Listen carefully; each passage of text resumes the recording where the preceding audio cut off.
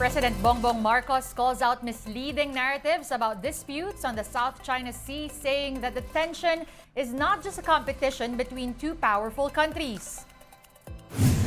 Senators were left puzzled after a photo of a smiling monkey was accepted for SIM registration.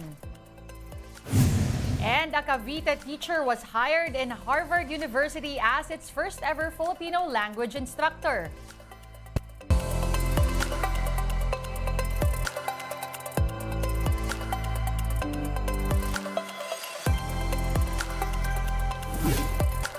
Fast, focused, and fearless, here's a roundup of stories we're watching now. I'm Denise Tan.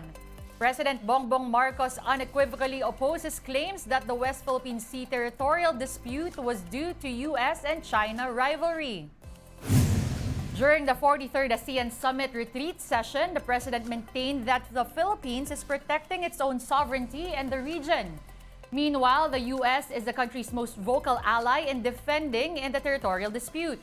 Marcos Jr. said painting the dispute as a contest between Beijing and Washington robs the Philippines of its autonomy. He also urged all involved parties to exercise restraint so as not to further complicate the territorial dispute. The Philippines firmly rejects misleading narratives that frame the disputes in the South China Sea solely through the lens of strategic competition between two powerful countries. This not only denies us our independence and our agency, but it also disregards our own legitimate interests.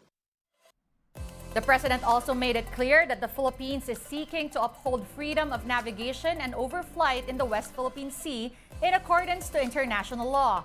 But he underscored that the country is not gunning for conflict, but that the Philippines is only defending its rights over the region.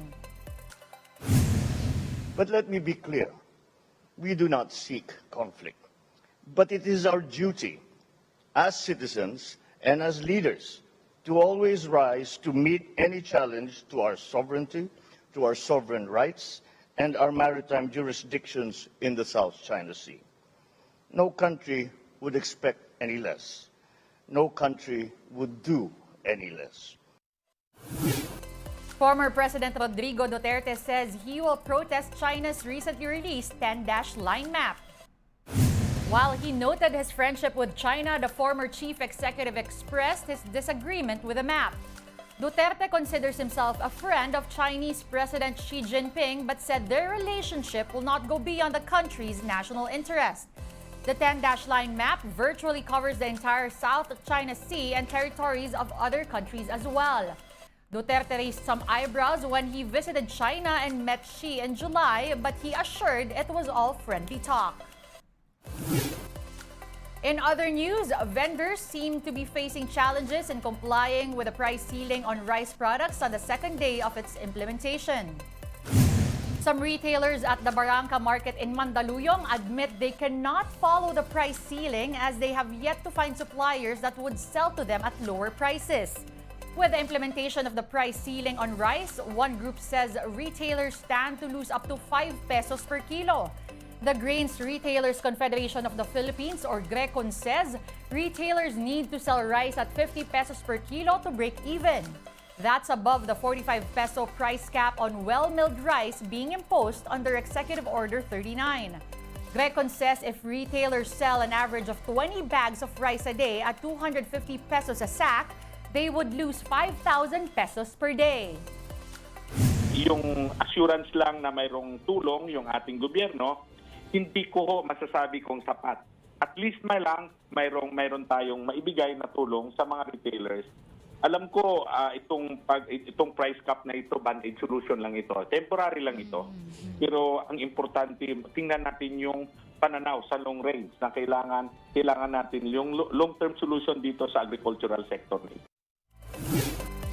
4 Senate panels have approved the bill defining and penalizing the crimes of agricultural economic sabotage. In a report by the Committees on Agriculture, Justice, Finance, and Way and Means, agricultural smuggling, hoarding, profiteering, and cartel will be considered as economic sabotage. The bill stated that these crimes are committed when the value of products is at least 1 million pesos. Violators will be imprisoned for life and penalized thrice the value of the product subject of the crime if the bill becomes a law. To implement the said bill, a council would be formed led by the president or his representative. We're bringing you more stories after this quick break. Keep it here on One News.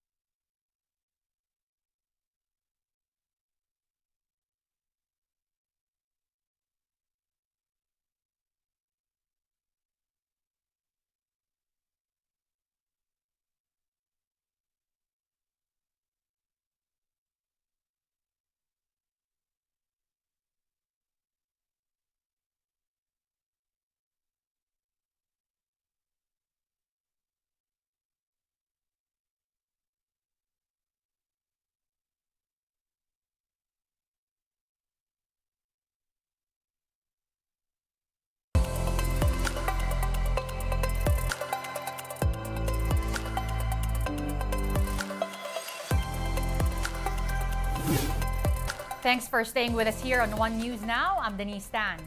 Senators lament the supposed loopholes in the SIM registration after a photo of a monkey was accepted in the verification process.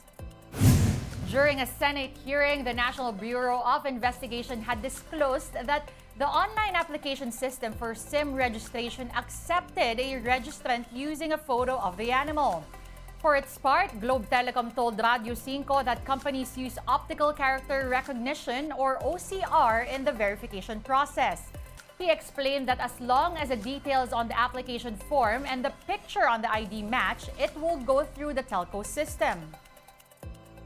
Minamatch lang po yung detalye na pinasok sa application form, doon sa online application form, at saka doon sa government ID na presenta. Kaya kung ang unggoy ang nilagay sa ID at unggoy din ang nag-selfie, ay malamang papasok po talaga yon. Ganun naman po talaga yan. May nakakalusot. Pero ang susunod yan is i-validate na natin ngayon ang mga registration. Sigurado ipapa-deactivate lahat po mga yon.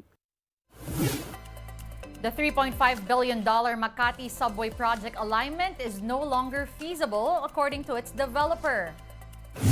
In a disclosure, the Philippine Infradev Holdings said this is due to the recent Supreme Court decision which ruled that some areas in Makati City are now under the jurisdiction of Taguig. It added that a depot and a few stations of the subway will be in these affected areas. The company already wrote to the local government of Makati about the matter. The project was approved by the City Council in 2019 and was supposed to be operational by 2025 in 10 stations. University of the Philippines President Angelo Jimenez backs the proposed review of the free college education system. Jimenez told The Big Story that it has been 6 years since the program has been implemented and it has to be reviewed. However, pointed out that the focus should be on solving equity issues to make sure students who are most in need are prioritized. The UP president also disagreed on imposing a nationwide qualifying exam, saying it has been proven to be ineffective before. Finance Secretary Benjamin Diokno earlier proposed the review, saying the program was inefficient and wasteful. Tama-tama, meron tayong EDCOM today, no? EDCOM 2, Education Commission, and they're reviewing the entire education system in the Philippines, a trifocal one. So this is a good time as any to look at all these things, but or condition in life or capacity gets free education. That is equality. All students who need it must be given priority. A teacher in Cavite made history as Harvard University's first ever Filipino language instructor. Lady Eileen Orsal, a former faculty member of the Cavite State University, was Harvard's first hire for the new language course. She will be part of Harvard's Asia Center and the Department of South Asian Studies. Starting later this month, elementary and immediate Filipino courses will be offered for the first time in the Ivy League school's nearly 4-century history. Orsal is currently finishing a master's degree in communication from the Northern Illinois University and a doctor's degree in Philippine Studies from the De La Salle University. The new teaching position is funded through an endowment that ensures that Filipino languages will always be taught at Harvard. The school said Filipino is currently the 4th most spoken language in the U.S. after English, Spanish, and Chinese. One News Now will be back tomorrow at 7:30 a.m. I'm Denise Tan. We are One News, all sides, all the time.